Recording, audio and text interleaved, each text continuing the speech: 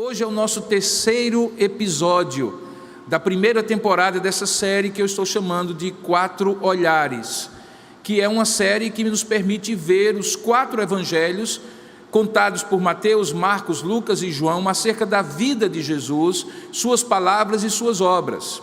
E nessa primeira temporada que eu estou chamando de Princípios, nós tivemos o primeiro episódio, que é o Evangelho de Marcos, que nos permitiu ver como ele é objetivo e direto na apresentação da pessoa de Jesus, daquilo que ele fez, daquilo que ele falou. Marcos simplesmente começa no capítulo 1, verso 1, princípio do Evangelho de Jesus Cristo, Filho de Deus. E a partir daí, em poucos versículos, ele já vai desenrolando uma série de atividades e de ações ministeriais de Jesus, antecedidas apenas pelo aparecimento rápido de João Batista, do batismo de Jesus, da tentação e assim por diante. Mateus, por outro lado, que é o primeiro na série, na maneira como a Bíblia hoje se apresenta, mas certamente não é o primeiro a ser escrito. O primeiro foi Marcos, acerca de quem eu já falei. Tem um foco em contar os ancestrais de Jesus, daí porque ele é aquele que começa com a genealogia, particularmente do lado de José, que não era o pai de Jesus, obviamente. Jesus é filho de Maria, mas não é filho de José, mas socialmente e legalmente era ele que diante da sociedade representava aquela figura paterna para a sociedade, daí porque alguns diziam, não é este o filho de José, Maria e assim por diante, e que precisava, para que fosse claramente definida que Jesus era filho de Davi, o rei de Israel, aquele a quem tinha sido dado a promessa de que nunca faltaria um filho, um descendente no trono de Israel, e de onde viria o Messias. Foi necessário então que Mateus traçasse a linha genealógica que foi até Davi e que foi também até Abraão. Hoje nós vamos ter o terceiro episódio, e que eu estou chamando de o Verbo de Deus. E é curioso, porque talvez você esperava que eu fosse na sequência e hoje eu expusesse o início do Evangelho de Lucas. Mas, na verdade, esses 3 primeiros evangelhos, Mateus, Marcos e Lucas, que nós chamamos de evangelhos sinóticos, porque eles têm uma visão convergente, mais ou menos convergente nos relatos que eles fazem, obviamente destoam no sentido de serem diferentes nessa visão convergente do Evangelho de João, que é o texto que nós vamos hoje expor. Mas da mesma maneira eu posso também, como vou fazer agora, depois de ter traçado uma linha genealógica de Mateus, mostrando os ancestrais de Jesus, agora traçar a ancestralidade divina de Jesus, se assim poderíamos chamar. Ou seja, se em Mateus ficou demonstrado que Jesus era 100% homem, filho de Davi, filho de Abraão, nesse de hoje, no episódio O Verbo de Deus, nós queremos traçar a origem das origens de Jesus. E isso me faz lembrar aquela pergunta infantil que toda criança faz, que eu fiz, você fez, nossos filhos fizeram, uma daquelas perguntas que nos colocam numa sinuca de bico, como se chama. Quando o pai ouve da criança, pai, ou a mãe, quando foi que tudo começou? A curiosidade para saber quando tudo começou é talvez uma das perguntas infantis mais comuns, e todo pai e mãe em algum momento precisa responder. Pois bem, nesse episódio nós queremos ir atrás de um princípio, do princípio mais inicial, se assim pudéssemos chamar, da figura e da pessoa de Jesus. Se você prestou atenção, a palavra princípio é a única palavra que se repete em Mateus, em Marcos, em Lucas e em João. Por isso a série começa com essa temporada Princípios. Marcos, como eu disse, responde que começa com João Batista Jesus já adulto, sendo batizado, tentado no deserto e começando o seu ministério. Mateus, como eu falei, começa com os ancestrais de Jesus. Lucas, como veremos no próximo domingo, leva em conta uma série de relatos e faz uma exposição bastante sistematizada da pessoa de Jesus. Mas o quarto evangelho, que é o Evangelho de João, que é escrito por um dos mais íntimos apóstolos de Jesus, é aquele que tem um olhar diferente, aquele que, mesmo tendo sido igualmente inspirado pelo Espírito Santo como os demais, vai literalmente ao princípio dos princípios, antes de haver o tempo, antes de haver a história, quando só havia Deus e nada mais. Nada mais visível ou invisível havia sido criado. Exatamente aquilo que eu chamo de o princípio dos princípios, o começo dos começos, aquela explicação que toda criança gostaria de ter quando faz a pergunta: quando foi que tudo começou? E para em busca de esses princípios, ou o princípio dos princípios, eu lhe convido a ler o Evangelho de João, no capítulo 1, e nós vamos ler do versículo 1 ao versículo 5, apenas para a gente ter um contexto, embora a ênfase nossa vai ser nos primeiros versículos. Então, se você puder aí onde você estiver, acessar a sua Bíblia, mantê-la aberta, se for em papel, ou acessível, se for no celular, por favor, abra então em João capítulo 1, verso 1 a 5, porque assim diz a palavra de Deus. Nós estamos falando sobre o verbo de Deus, o princípio dos princípios. Esse é o terceiro episódio desta primeira temporada da nossa série 4 Olhares. Diz assim a palavra de Deus: no princípio era o verbo, e o verbo estava com Deus, e o verbo era Deus. Ele estava no princípio com Deus.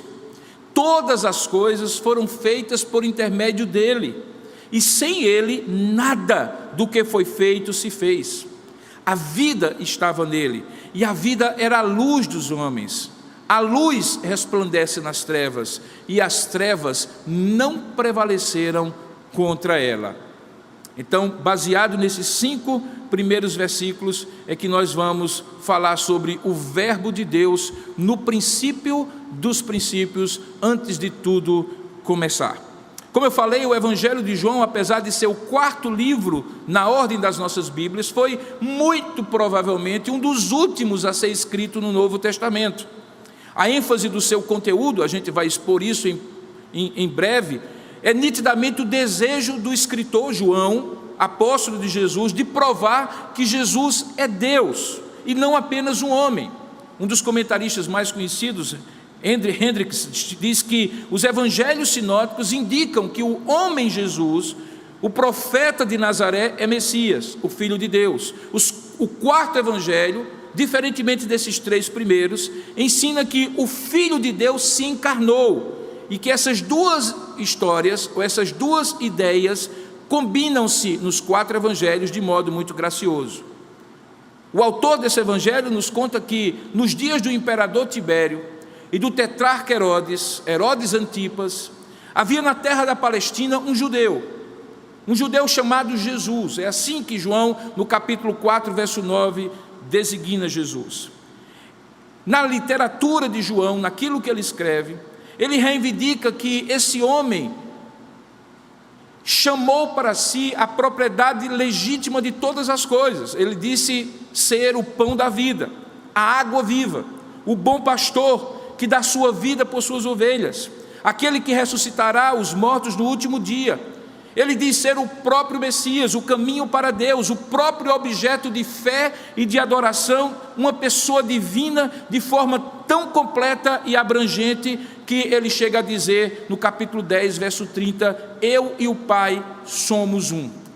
Como eu costumo dizer, ouvir isto de alguém me leva inexoravelmente a 3 opções.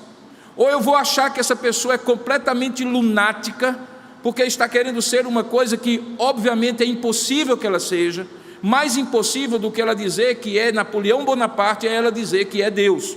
Então eu considero esse sujeito louco, ou eu considero esse sujeito um enganador, que está fingindo ser o que não é, alguém que finge dizer algo verdadeiro, mas na verdade não é.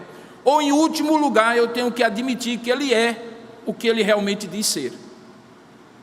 Se tempo eu houvesse, eu iria mostrar que ele nem pode ser considerado um lunático, nem pode ser considerado um enganador, porque toda a coerência de vida das suas palavras com as suas obras, aquilo que ele diz com aquilo que ele faz, os princípios morais e éticos que ele ensina, tudo aquilo que ele viveu e deixou, e o poder da influência dele em 2000 anos da história, prova que ninguém poderia ser um lunático, ou um enganador, e fazer aquilo que Jesus fez, ser aquilo que Jesus foi e é, e transformar a feição da humanidade como ele fez.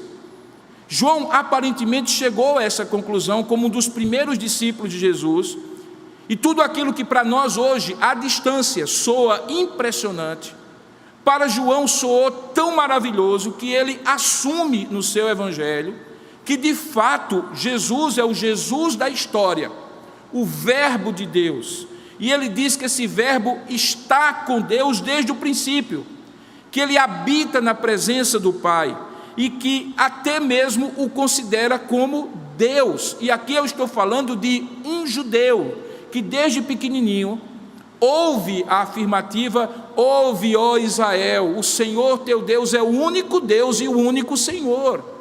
Portanto, para um judeu aceitar tais reivindicações e fazer declarações tão surpreendentes, registrando-as no Evangelho, obviamente que ele foi profundamente impactado por aquele que não era um estranho para ele, alguém que vivia num país muito distante das cenas que ele descreve. Aquele tipo de encantamento de que, porque você não conhece o sujeito no dia a dia, você o considera como herói. Não! Ele está escrevendo de modo que o herói que ele relata, de fato, foi alguém com quem ele conviveu. O autor do quarto evangelho é retratado como alguém que pertence à mesma raça, à mesma linhagem e à mesma família que o seu herói. O seu autor, João, é um dos primeiros discípulos de Jesus que, juntamente com o seu irmão Tiago, filhos de Zebedeu, todos eram pescadores naquele mar da Galileia, quando Jesus, passando, diz para eles: vinde após mim e eu vos farei pescadores de homens. E eles deixaram as redes e seguiram a Jesus. A partir daí, João se torna uma das testemunhas oculares contemporâneas, no tempo em que as coisas acontecem, do círculo mais íntimo, do amplo círculo de seguidores de Jesus. Ele é um dos 12 que depois se tornam apóstolos, e dentro desses grupos de 12, desse grupo de 12, ele é exatamente aquele com Pedro e Tiago, que se constituem os três que sempre estão com Jesus nos momentos de maior intimidade. E mais, esse homem que conhecia Jesus como ninguém mais conhecia, além daqueles discípulos, que andava com Jesus dia após dia, de forma que ele teve muitas oportunidades para observar eventuais e supostas falhas de caráter, defeitos de personalidade de Jesus, no momento mais sagrado da ceia, se apresentou como discípulo a quem Jesus amava, reclinou a sua cabeça sobre o peito de Jesus, foi o único que ficou até o final aos pés da cruz, foi o único que entrou no seu túmulo quando ele ressuscitou, e foi a ele que Jesus confiou a sua mãe Maria, dizendo: eis aí o teu filho, e confiou a ela, ele a ela e ela a ele, de modo que era alguém que, como discípulo e autor do quarto evangelho, não poupa esforços para proclamar que Jesus não é o enganador, que Jesus não é o lunático, ele é o Jesus da história, que ele conhecia tão bem, ele é o próprio Deus. E por que João tem essa necessidade, impulsionada por Deus, inspirada pelo Espírito Santo, de provar a divindade eterna de Jesus Cristo? Não seria mais simples ele simplesmente fazer como Mateus e Marcos e Lucas fizeram, demonstrar os fatos históricos, narrar os fatos históricos, registrar os milagres de Jesus e pronto? Porque a ênfase de João sobre a divindade de Jesus? É importante que você compreenda esse propósito claramente, que João, inspirado por Deus, motivado pelo Espírito Santo, propositadamente selecionou, dentre todos os eventos que ocorreram, de todas as palavras que foram ditas por Jesus, e que constitui aquilo que nós, exegetas, chamamos de material adicional, o que não está em Mateus, em Marcos e Lucas, mas que só João traz, para trazer à luz a glória do Senhor, o seu ofício messiânico, sua divindade. Se você compreender isso, você entenderá porque que João teve esse olhar sobre a divindade de Jesus, buscando o princípio dos princípios, o Verbo de Deus. Você vai ver, por exemplo, que João expõe apenas seis, é muito pouco em relação aos demais evangelhos, 6 milagres de Jesus no seu evangelho. Ele fala do filho do oficial do rei que foi curado à distância, do homem em Betesda que estava enfermo há 38 anos, do homem de Jerusalém que nascera cego, de Lázaro que jazia sepultado há 4 dias. João também é o único que fala do casamento de Caná, da conversa com Nicodemos, da conversa com a mulher samaritana, da cura daquele homem em Betesda, da alimentação dos 5.000 e o discurso que se segue, sobre a água viva na festa dos tabernáculos, quando Jesus diz que se alguém tem sede, venha a mim e beba, e quem crê em mim, como diz as escrituras, do seu interior fluirão rios de água viva. Ele é o único que discursa sobre ser semente de Abraão. Ele é o homem único que retrata a cura daquele homem nascido cego. Ele é o único que se chama de bom pastor, e o evangelho de João é o único que registra isso. É ele que fala da ressurreição de Lázaro. Ele é o único que é retratado como aquele que lava os pés dos discípulos. João é o único que registra os discursos do cenáculo, de capítulo 13 ao capítulo 17, inclusive a oração sacerdotal. E é lá no capítulo 14 que ele diz: eu sou o caminho, a verdade e a vida, e ninguém pode vir senão por mim. E diz mais: esta é a vida eterna, na oração sacerdotal, que te conheçam a ti, Jesus orando a Deus, o único Deus verdadeiro, e aquele a quem enviaste, Jesus Cristo. Observe que todo esse material é usado propositadamente por João para provar a divindade de Jesus Cristo. Em cada uma dessas histórias que só tem João, você vai encontrar um versículo, um ensinamento de Jesus que aponta para a sua divindade. Jesus afirmando que Ele é Deus, e afirmando que Ele é Deus não como lunático, não como louco, não como enganador, mas como alguém com a coerência de ver as suas palavras concretizadas nos seus atos, milagres e prodígios, e nos seus discursos, que demonstram que de fato Ele dizia aquilo que Ele realmente era. Essa é a grande razão para João começar o seu evangelho de maneira como iniciou, enfatizando o verbo de Deus. Mas havia uma razão externa para isso. É que naquela época havia uma grande heresia que se espalhara em várias manifestações religiosas e filosóficas, chamada gnosticismo. O gnosticismo ainda existe hoje em várias concepções religiosas e filosóficas. A palavra gnosticismo vem do termo gnosis, que em grego significa conhecimento. A ideia de gnosticismo é a defesa que a salvação vem pelo um conhecimento profundo e místico de certos mistérios herméticos, fechados para a maioria, e só acessível a alguns iluminados justamente pelo logos, pela sabedoria, pela palavra, pelo verbo, exatamente a mesma palavra que João usa aqui no início do seu evangelho. Obviamente que a palavra logos, que os filósofos gregos, helenistas, ou até mesmo os judeus acostumados no Antigo Testamento com a versão Septuaginta, aquela que traduziu do hebraico para o grego, também usam, é obviamente um termo diferente daquilo que eles criam. Quando Jesus usa o termo, ou quando João usa o termo logos, quando diz o verbo, a tradução da palavra logos é o verbo ou a palavra, ele está procurando propositadamente redefinir, ressignificar para aqueles leitores gregos ou judeus, e a fim de persuadi-los de que esse logos, essa palavra, que gregos e judeus tinham um significado um pouco difuso, tinha se tornado carne e habitado entre nós, e se encarnado em Jesus, o Cristo, o Messias. Nesse sentido, João faz algo semelhante àquilo que o apóstolo Paulo faz em Atos 17. Lembra?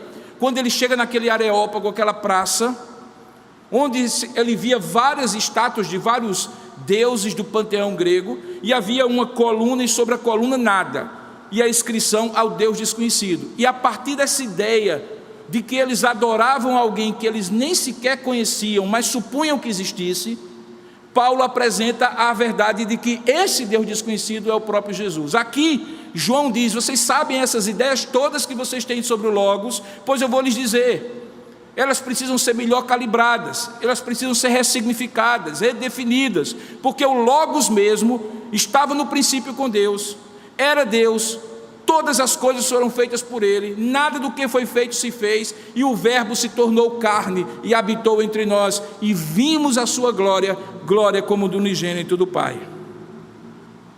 Os gregos tinham uma ideia de que o Logos era o agente ativo de Deus, o princípio que criou e estabilizou o universo, que colocou ordem no universo que havia sido conhecido. O filósofo Heráclito, por exemplo, do 6º século a.C., declara que o princípio do Logos sempre existiu, desde o princípio, e é o responsável pela existência de todas as coisas. A diferença é que a filosofia grega dizia que o Logos era um princípio impessoal, uma força presente no universo, que formou o universo, está presente no universo, mas não tem desejo, vontade, atributos, personalidade própria. E é aqui que João diz: não, esse verbo, esse Logos, ele se tornou carne, ele teve gente, ele foi gente, ele se tornou pessoa humana, sem deixar de ser o Logos, o Verbo eterno. Então o que João vai querer mostrar é que esse Logos, de fato, estava desde o princípio, ele afirma isso, mas ele era o próprio Criador pessoal, envolvido na criação de todas as coisas, e encarnado na pessoa de Jesus.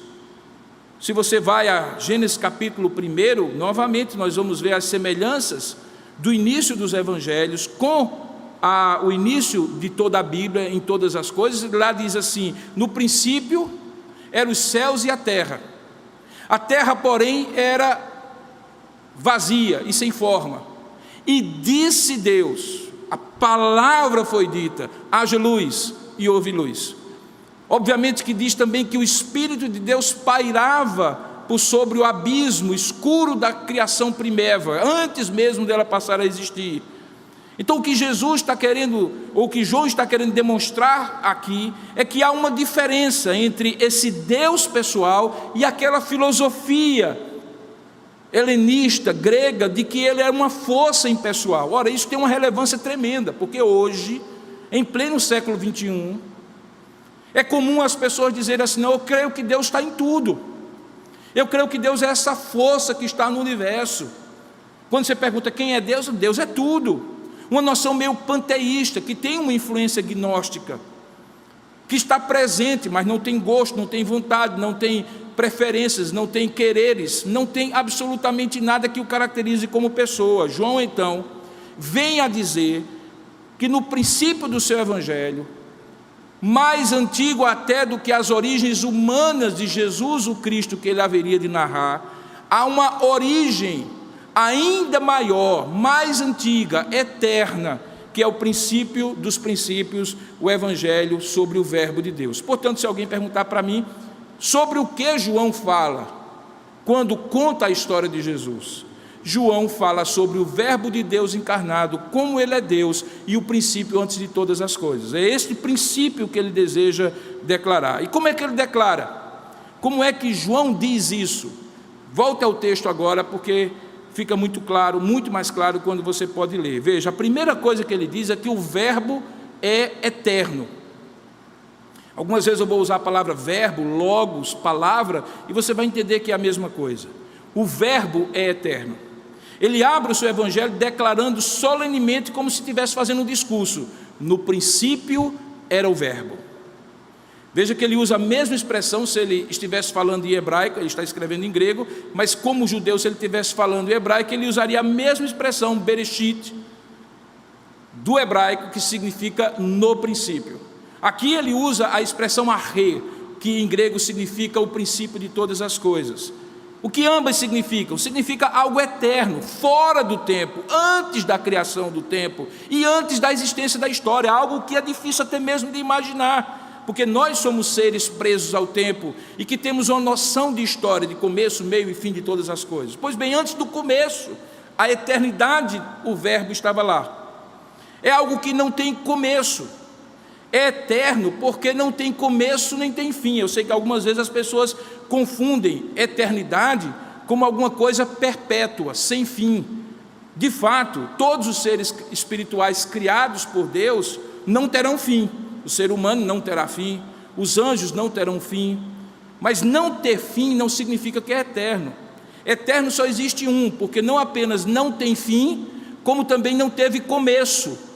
A eternidade se caracteriza como alguma coisa que não tem começo, nem tem fim. E o que João está dizendo é que essa própria infinitude no tempo, que garante a presença fora do tempo, a própria onipresença, que os anjos não têm, apesar de não terem fim, que os seres humanos, o espírito humano não tem, apesar de não ter fim, Deus, o Logos, tinha de eternidade a eternidade. Na teologia sistemática a gente diz que a eternidade é um atributo incomunicável de Deus, só Deus tem. E Ele não comunica a ninguém, de modo que quando Ele nos dá a vida eterna, bem que isso poderia ser chamado de vida perene, ou vida eterna, no sentido de perpetuamente sem mais possibilidade de separação de Deus. Mas eternidade, no sentido próprio da palavra, só Deus é. E Jesus é chamado aqui justamente desse Logos que é eterno. Veja que o termo que é usado aqui, que também pode ser traduzido por palavra, traz a ideia de que ele estava no início com Deus. Veja, o sentido é que o verbo, esse verbo, no princípio era o verbo estava com Deus, ele estava desde toda a eternidade na comunhão mais íntima possível com o Pai, e tinha um deleite maravilhoso, tanto é que na oração sacerdotal, no capítulo 17, o próprio Senhor Jesus diz assim: Pai, glorifica-me agora em Tua própria presença, com a glória que eu sempre tive contigo, antes que o mundo existisse. A eternidade de Deus, portanto, claramente é a presença atemporal, fora da história, do Logos, do Filho de Deus, do próprio Deus, da palavra viva, como Deus que é. No princípio era o Verbo, e o Verbo estava com Deus, e o Verbo era Deus. Perceba que o texto também diz, um pouquinho mais na frente, algo muito interessante. Ele diz que todas as coisas foram feitas por intermédio dele, e sem ele nada do que foi feito se fez. E aí João está fazendo a segunda afirmativa desse princípio do seu evangelho. É que não somente o verbo é eterno, mas que o verbo é criador. Ele diz que o verbo é eterno, que o verbo é Deus e que o verbo é criador. E ao dizer que o verbo é criador, ele vai ao centro daquilo que ele queria redefinir. Porque o logos grego não era criador. O logos grego, da filosofia grega, era apenas um agente mandado pelo Criador para fazer todas as coisas existirem e para manter todas as coisas. Aqui ele está dizendo mais. Ele está dizendo que o Logos é o próprio Deus Criador. Ele criou todas as coisas, diz o texto, foram feitas por intermédio dele, e sem ele nada do que foi feito se fez. A lógica de João é que não se pode falar de um Logos como a primeira criatura criada, como os testemunhos de Jeová ensinam. Alguns pensam que eles são cristãos no sentido de eles terem a Bíblia e falarem de Jesus Cristo, mas para os testemunhos de Jeová, Jesus Cristo não é Deus. Ele é o primeiro que foi criado por Deus como agente da criação, a partir do qual todas as outras coisas foram criadas. Mas João está dizendo aqui que não, que todas as coisas foram feitas por intermédio dele, sem ele nada do que foi feito se fez. Ele está ecoando a afirmativa do Salmo 33, verso 6, quando diz que os céus, por sua palavra, e a palavra aqui é logos, verbo, se fizeram, e pelo sopro da sua boca, o exército deles. Aqui João está ecoando aquilo que vai ser dito, ou que já tinha sido dito, dependendo do tempo em que um livro e outro foram escritos, quando Paulo, escrevendo aos Colossenses, no capítulo 1, verso 15 a 17, diz assim, falando de Jesus, deste Logos: ele é a imagem do Deus invisível, o primeiro, além de toda a criação, antes de toda a criação, pois nele foram criadas todas as coisas, nos céus e sobre a terra, as visíveis e as invisíveis, sejam tronos, sejam soberanias, quer principados, quer potestades. E veja o que Paulo diz, repetindo João: tudo foi criado por meio dele e para ele. Ele é antes de todas as coisas e nele tudo subsiste. O escritor aos Hebreus vai dizer também que pela palavra de Deus, esse verbo, esse logos, ele sustenta todas as coisas pela palavra do seu poder. Perceba que o que ele está dizendo aqui é que o verbo não apenas estava na eternidade por ser eterno, não estava apenas com o Deus, porque ele também era Deus, mas ele não apenas é eterno e é Deus, mas ele é criador tanto quanto Deus é criador, porque ele mesmo é Deus, o Pai, o Filho e o Espírito Santo. Há um momento que é bem interessante desse texto, porque João aparentemente pinça um dos atributos desse logos, que é o fato dele ser luz, para explicar como isso acontece. Quais são as implicações dessas três primeiras afirmativas que ele fez? E as três primeiras afirmativas, recapitulando, é que o verbo é eterno, que o verbo é Deus e que o verbo é criador. Ele então faz uma espécie de aposto, um parêntese no texto, quando ele diz assim, olha só o texto, ele diz assim: a vida estava nele, e a vida era a luz dos homens, a luz resplandece nas trevas, e as trevas não prevaleceram, ou não absolveram, como seria a melhor interpretação do texto, não absolveram ela, ou não prevaleceram contra ela. Alguém poderia perguntar, mas espera aí, não estou entendendo. Até agora ele estava focando sobre o verbo, dizendo que o verbo era eterno, que o verbo é criador e que o verbo é Deus. Onde entra a vida e a luz aqui? Bom, aí você agora vai entender. Lembra do que eu falei sobre o gnosticismo?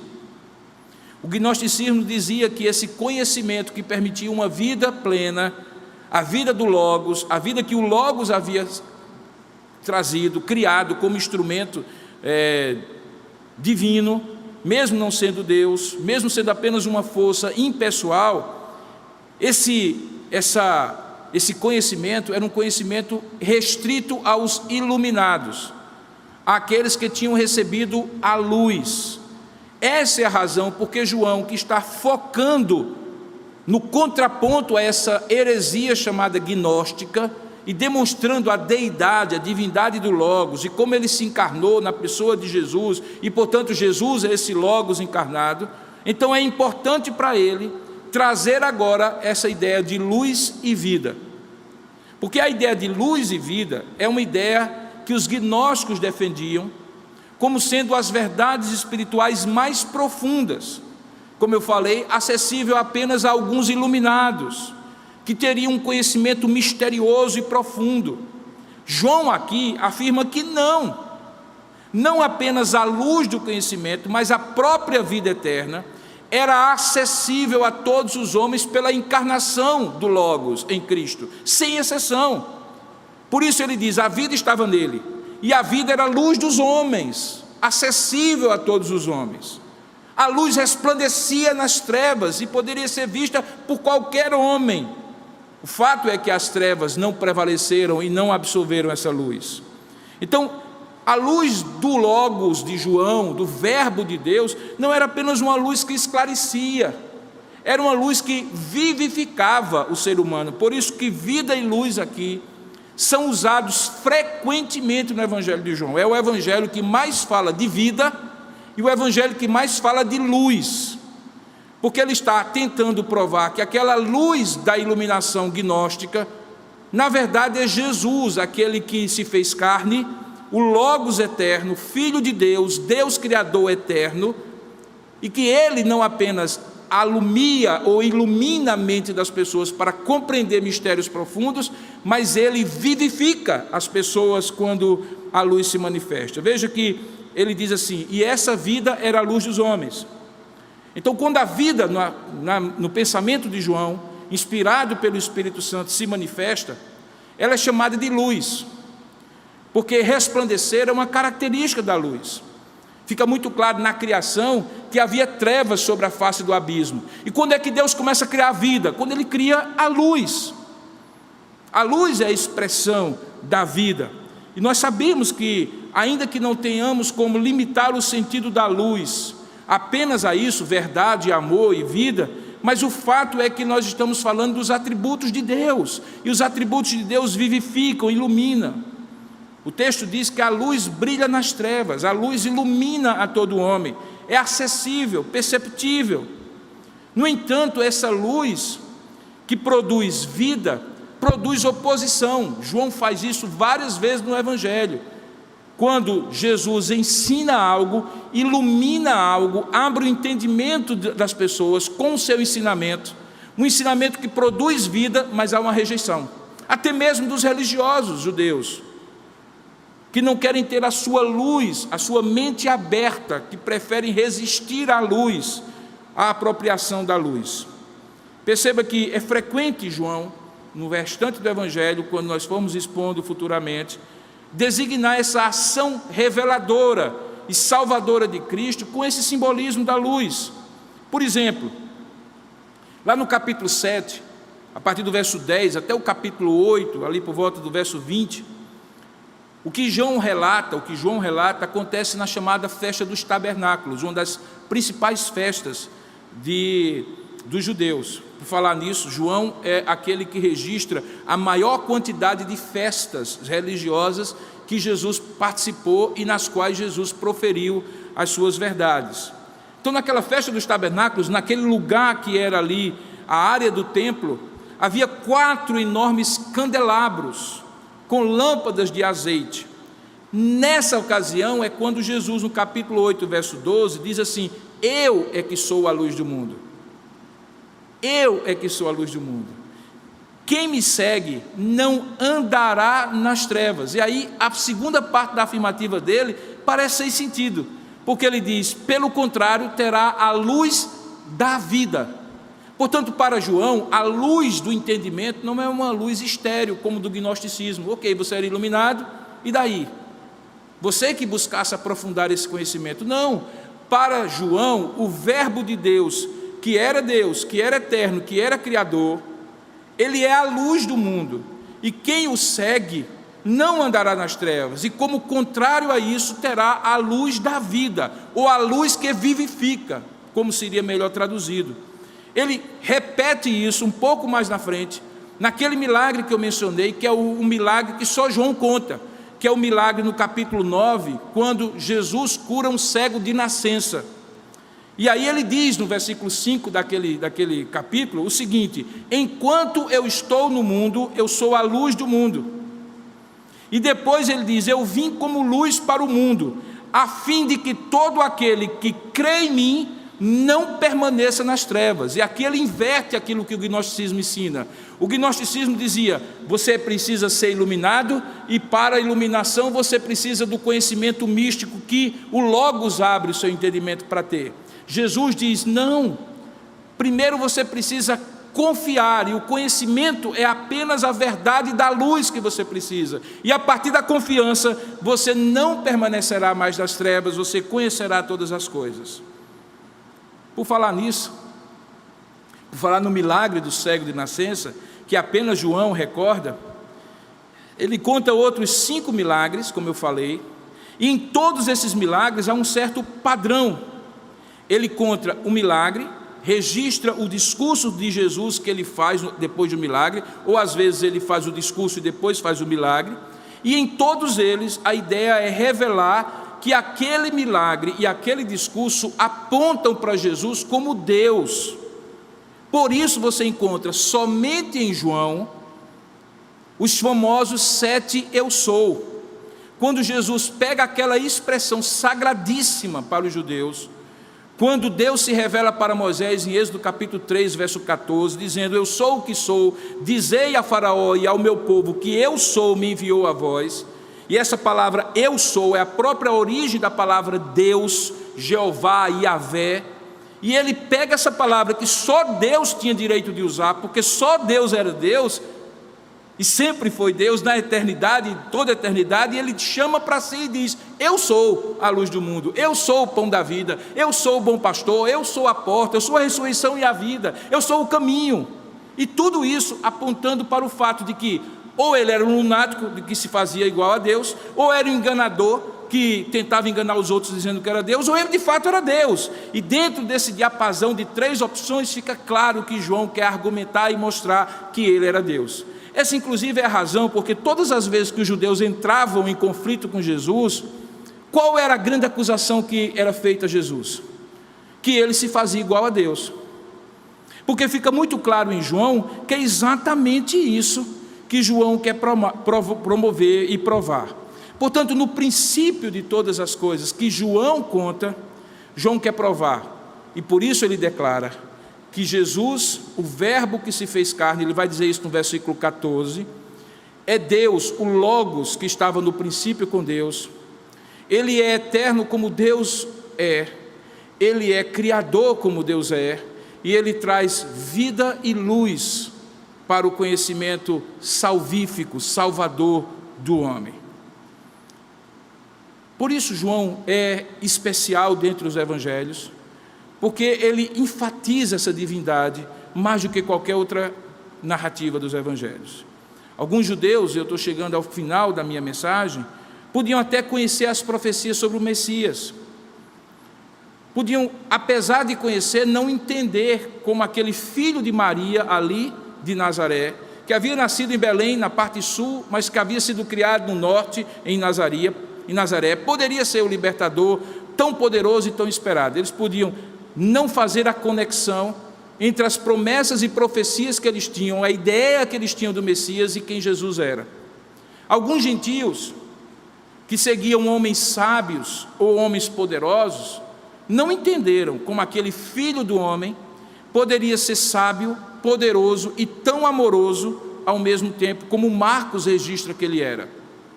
Mas o maior ponto de inflexão que separa homens de homens é se, como João tenta provar, os homens compreenderão a divindade de Jesus Cristo, confiarão a Ele suas vidas e o seguirão como seus discípulos em meio a uma grande maioria que, por amor às trevas, não é beneficiada pela luz, o verbo que se fez carne. Porque, sabe, acreditar que Jesus é o libertador de um povo do qual você não faz parte, parece assemelhar Jesus a outros messias e a outros libertadores de povos e nações na história. Algo heróico, mas só para aqueles que tinham esperança de libertação e foram libertos dentro do seu povo. Seguir a filosofia de sábios, a projetos de conquistas dos poderosos e até princípios éticos de pacificadores também são opções atraentes como projetos de vida. Porém, a coisa pega quando um evangelista como João expõe que Jesus é Deus e a pessoa é confrontada com a ideia de que Jesus não é apenas um sábio líder religioso, um filósofo para ser seguido, um mártir para ser admirado, um Messias herói para libertar, mas ele é Deus, verbo de Deus, eterno como Deus é eterno, criador como Deus é criador, e ele se fez carne e habitou entre nós. Esse aqui é o ponto que separa as pessoas. Nas conversas que às vezes eu tenho no dia a dia, é fácil encontrar pessoas que admiram Jesus, como homem, como filósofo, como proponente de padrões éticos altíssimos, como uma figura inspiradora, como uma grande influência na história da humanidade.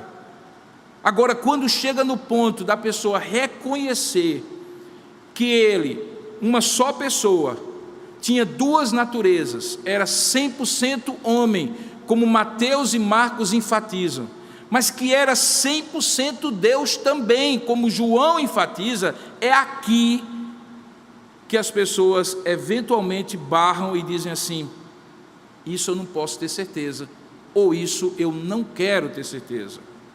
Mas é exatamente isso que João afirma, porque depois de passar alguns versículos, ele chega no versículo 14, que eu já citei algumas vezes na mensagem, e aí linka a eternidade com a história, porque até então ele estava olhando para o princípio dos princípios, quando tudo começou, e havia afirmado que Jesus é Deus, é o Criador e é eterno, é a luz e a vida dos homens.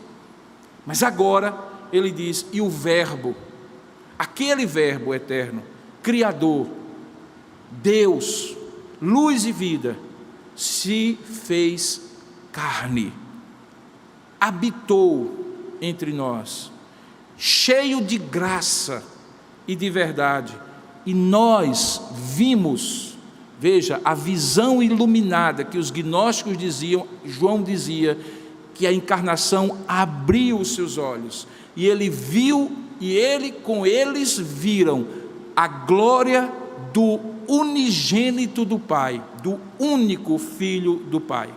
Então João ressalta que esse Verbo pré-existente assumiu plenamente a existência humana, para se fazer igual aos seres humanos, manifestar a glória de Deus, vivendo uma vida perfeita, morrendo uma morte perfeita, ressuscitando ao terceiro dia, para que ficasse claro que o autor da vida não poderia ser matado, assassinado, morto e permanecer morto. Ele resplandece no terceiro dia. Paulo, escrevendo aos Filipenses, coloca isso de outra maneira. Ele diz assim: ele a si mesmo se esvaziou, assumindo a forma de servo, falando de Jesus, tornando-se em semelhança de homens, e reconhecido em figura humana, a si mesmo se humilhou, tornando-se obediente e até a morte e morte de cruz. Em outras palavras, Jesus fez Deus, o Deus invisível, se fazer visível. Esse foi o intuito do olhar do evangelista João ao narrar os seus fatos. Ele é o único, por exemplo, eu encerro com essa citação, que conta como um dos discípulos de Jesus, famoso por sua incredulidade, o chamado Tomé, aquele que precisa ver para crer, duvida que Jesus teria ressuscitado, e na presença dos outros discípulos que já tinham visto Jesus ressuscitado, é convidado pelo próprio Jesus a tocar nas chagas do seu corpo, e então só João registra o que Tomé, o incrédulo, teve que constatar com seus próprios olhos abertos pela evidência da ressurreição de Jesus. Ele exclama: Senhor meu e Deus meu.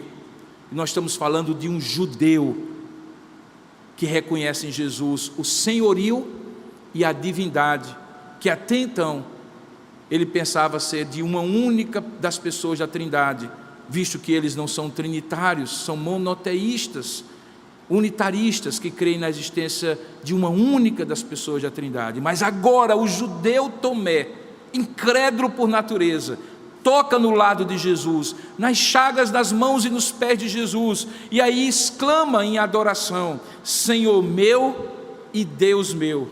E então Jesus responde: por que me vistes? Creste? Bem-aventurados são aqueles que não viram e creram. E aí João aproveita esse episódio final, que só ele conta nos evangelhos, e proclama a finalidade para a qual ele escreveu tudo aquilo que até então ele tinha escrito. Nós estamos falando do capítulo 20, final do capítulo 20, final praticamente do evangelho, e aí agora ele revela a quem estivesse lendo porque que ele começou no início falando do Verbo que é Deus, do Verbo eterno, do Verbo criador, luz e vida, e que se tornou carne e habitou entre nós. É quando ele diz no versículo 30 e 31 do capítulo 20, as seguintes palavras: na verdade, fez Jesus, diante dos discípulos, muitos outros sinais, que não estão escritos nesse livro. Ele se referia ao próprio evangelho que ele havia escrito. Estes, porém, que estão nesse livro, foram registrados com um propósito, para que creiais que Jesus é o Cristo, o Filho de Deus, e para que, crendo, tenhais vida em seu nome. Ali estava o olhar de João, proposital, de focar na pessoa de Deus, de Jesus, o Verbo encarnado, o próprio Deus. Que implicações isso tem para mim e para você hoje? Bom, é relativamente simples. Se eu acreditar que Jesus é menos, mesmo sendo muita coisa, mas ele é menos do que Deus, Então eu não preciso me preocupar com coisas que Ele exige de mim. Eu não preciso adorá-lo, eu não preciso crer nele sem nenhuma dúvida, eu não preciso obedecer às palavras dele como se fossem a própria expressão de Deus. Eu não preciso me submeter a ele, viver orbitando nele. Eu não preciso adorá-lo, cantá-lo, tornar o culto centralizado nele, a minha vida centralizada nele. Eu não preciso ser aquilo que eu sou, porque só faz sentido eu ser cristão, não porque eu sigo a um Cristo que é Messias, não porque eu sigo a um Cristo que é filósofo, não porque eu sigo a um Cristo que é um grande humanista pacificador.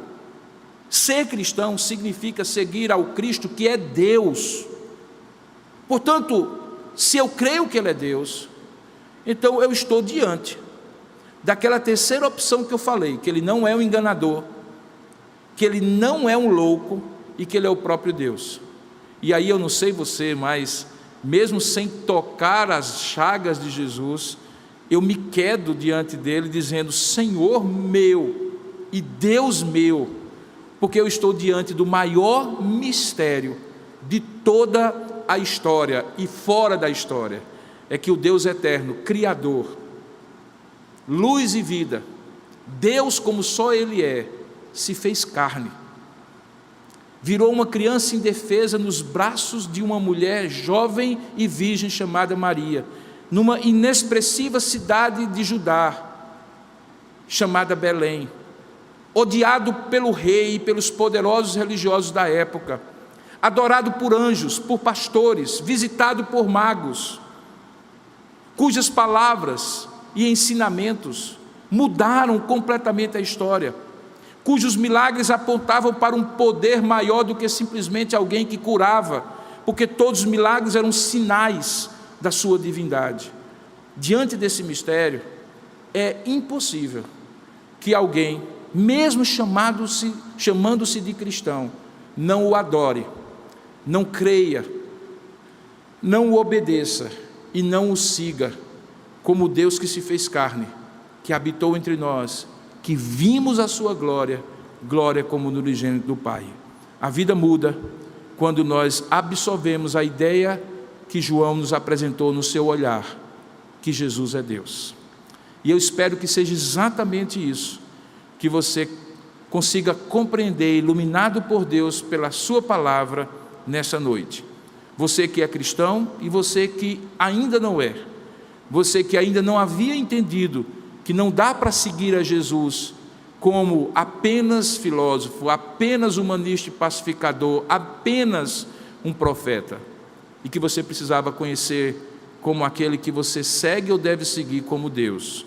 Eu espero que essa seja a constatação que transforme a sua vida como transformou a minha, e que me faz devoto, não de uma ideia, de um logos, mas de um logos que se fez carne, se revelou como Deus pleno que é, e 100% homem, como Ele se encarnou para ser. Que Deus possa abençoá-lo e abrir o seu entendimento e transformar o seu coração, para que a semelhança de Tomé você diga: Senhor meu e Deus meu, diante de Jesus. Vamos orar juntos? Curva a sua cabeça onde você estiver agora e vamos pedir a Deus que esta palavra trate o seu coração, impacte a sua vida da maneira como só a palavra de Deus, desse Deus que se fez carne, pode fazer. Vamos orar juntos? Ó Deus amado e querido Pai, nesta hora nós rogamos que o Teu Espírito Santo, para além da minha capacidade que é tão limitada de expor verdades tão profundas, traga de fato convencimento e esclarecimento aos corações, mas não apenas para que eles saibam mais, mas que eles sejam persuadidos por esta palavra que se fez carne, o próprio Jesus, o Cristo. E ao serem persuadidos, se transformem em adoradores que adorem o Pai em espírito e em verdade. A discípulos que deixem tudo para se tornar discípulos e pescadores de homens. A pessoas transformadas, pouco importa se no fundo do poço existencial, como aquela mulher samaritana, ou nos lugares mais altos da religiosidade, como Nicodemos, assim como João relatou que Jesus, o Senhor, foi capaz de fazer disso tudo, deles todos, vidas transformadas, iluminadas e vivificadas pelo Verbo eterno encarnado em Jesus, assim aconteça também na vida de tantos que vão ouvir essa mensagem, que estão ouvindo e que haverão de ouvir ainda. E quanto àqueles que já creem dessa forma, que isso fique muito claro para eles, que é possível crer desta forma e viver de outra forma que não seja para adorar-te, crer em ti, seguir-te e obedecer-te em todas as coisas. Porque tu não és um homem que enviaste, o teu filho Jesus não é um homem que tu enviaste, mas o teu único filho, que se tornou carne, que habitou entre nós, que é Deus, o Verbo eterno, Criador de todas as coisas. A Ele toda a honra e toda a glória, toda a nossa devoção, todo o nosso amor e obediência, hoje e por todo sempre. Nós oramos a Ti, justamente em nome dEle, porque sem Ele nada que existe foi feito, nem mesmo a nova vida que Ele fez em nós. Em nome e para a glória desse Jesus, o Verbo encarnado, que nós te oramos e te agradecemos. Amém.